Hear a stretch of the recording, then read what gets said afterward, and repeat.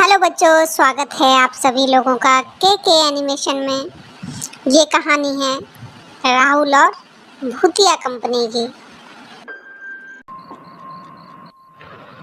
अरे राहुल की माँ, मैं सोच रहा था कि राहुल की पढ़ाई तो पूरी हो गई है, तो क्यों ना उसकी शादी की बात कर ली जाए। वैसे भी अब तुम ज्यादा काम तो कर नहीं पाती हो। जी राहुल के पापा, मैं तो सोच ही रही थी बहुत दिनों से कि जैसे ही राहुल की पढ़ाई पूरी हो उससे शादी की बात कर लें, पर पता नहीं वो हाँ करता भी है या नहीं, क्योंकि उसको तो पहले ही जिद लगी थी कि मुझे बाहर पढ़ाई करने जाना है, मुझे पढ़ाई बंद नहीं करनी है। पर फिर भी आपने अच्छी बात सोची, एक बार राहुल से बात करके देख लेते हैं वो क्या कहता है। चलो मैं राहुल के पास चलता हूँ, उससे कुछ बात कर लेता हूँ।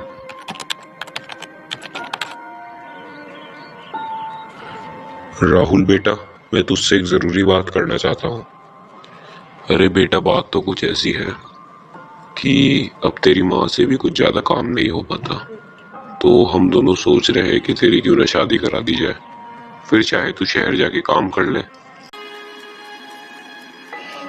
अरे पापा, आप ये कैसी बात कर रहे हैं?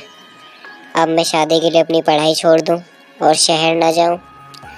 आपको तो पता ही है कि मैं बचपन से ही बोलता था कि जब मेरी पढ़ाई ख़त्म होगी तभी मैं शहर जाऊंगा।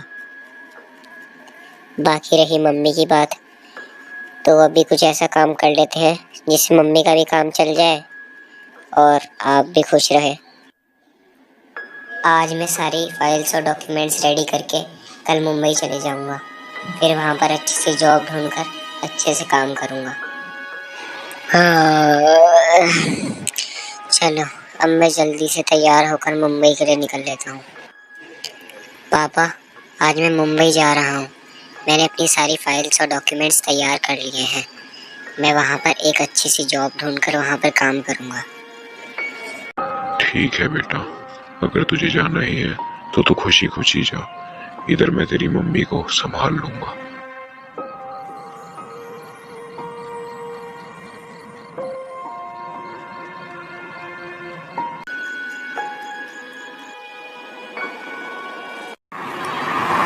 चलो, पापा मेरी बात मान ही गए।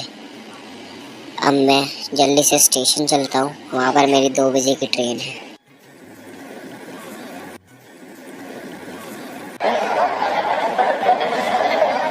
हेलो, तुम्हारा नाम क्या है? मेरा नाम राहुल है। क्या तुम भी मुंबई जा रहे हो? हाँ, मैं मुंबई ही जा रहा हूँ। अरे, तब तो तुम और मैं एक साथ ही जा रहे हैं। अरे, टाइम बहुत लगा लेकिन मैं मुंबई पहुँच ही गया। अब जल्दी से अपने अपार्टमेंट में पहुँचकर अपने मम्मी पापा को फ़ोन कर देता हूँ। हेलो माँ, नमस्ते। मैं मुंबई पहुँच गया हूँ। आप परेशान मत होना, मुझे यहाँ पर रूम मिल चुका है। अरे, बहुत भूख लग रही है, क्यों ना बाहर चल के कुछ खा लेता हूँ। हेलो, आपका नाम क्या है? मेरा नाम देव है। क्या तुम इसी अपार्टमेंट में रहते हो? मैं जॉब की तलाश में अपने गांव से यहाँ आया हूँ। फिर मैं तुम्हें अपनी कंपनी के लिए जॉब ऑफर करता हूँ। कल रात 11 बजे इंटरव्यू देने के लिए आ जाना। और मेरे कंपनी का एड्रेस अंधेरी नगरी, लक्ष्मी नगर। कल रात 11 बजे। हमारे यहाँ अक्सर काम रात में ही किए जाते हैं, तो कल रात 11 बजे। Thank you so much sir. कल मैं रात 11 बजे आपकी कंपनी में आता हूँ। अरे, रात के 10 बजने वाले हैं, मैं जल्दी से रेडी हो जाता हूँ। अरे, मैं सही एड्रेस में तो आया हूँ ना? एड्रेस में तो यही जगह लिखी है। अरे, वहाँ इतना दूर देव कंपनी लिखा है, मेरे ख्याल से यही होगी उनकी कंपनी।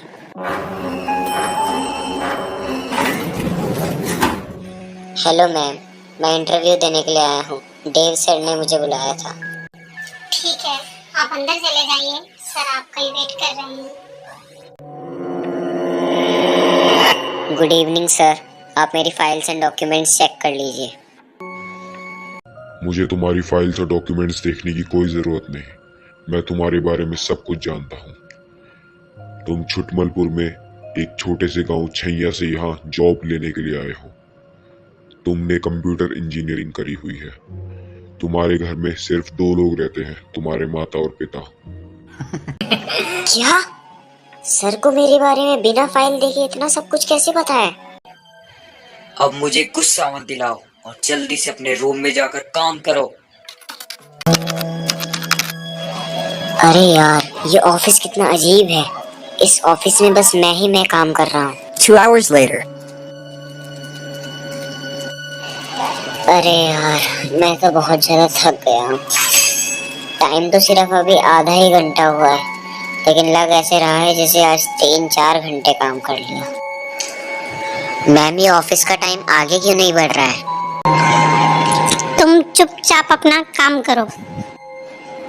मगर क्यों मैम? तुम्हें एक बार में समझ में नहीं आता क्या? ये मैम को क्या हो गया है? मैं जल्दी से सर को बता के आता हूँ। हा हा हा हा हा हा हा हा।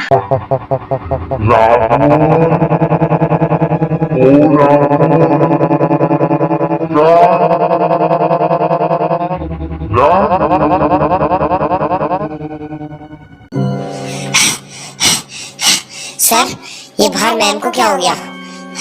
मैम अजीब अजीब हरकतें कर रही हैं। यहाँ बहुत अजीब अजीब हो रहा है सर।